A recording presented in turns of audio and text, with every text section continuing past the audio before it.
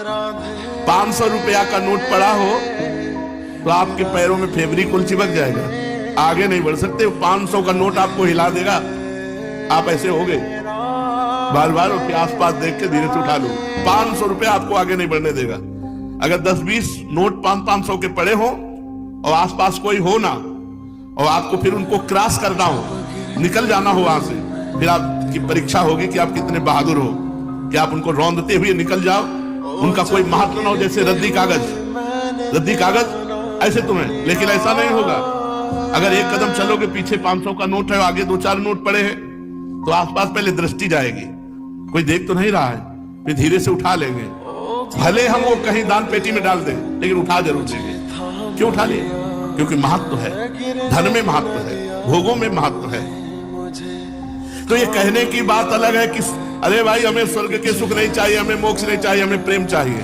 हम तो ठुकरा देते हैं स्वर्ग के सुखों को, मोक्ष को ठुकरा देते हैं, और 500 का नोट ठुकरा के आगे नहीं बढ़ सकते हैं।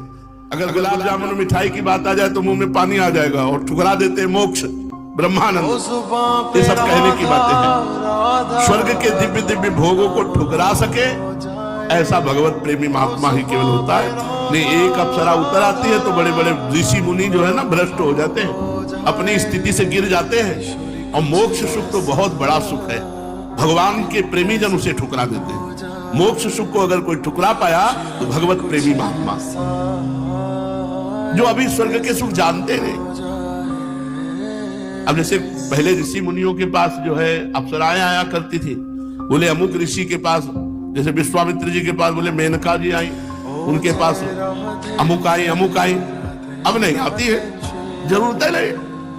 वो तो जो समस्त इंद्रियों पर विजय प्राप्त करके मृत्यु लोक के समस्त भोग प्रणाली को रौंद दिया और हेरा नहीं उनकी तरफ, तब दिव्य लोकों की अप्सराएं उनके सामने आती है। यहाँ दिव्य आने की जरूरत है नहीं।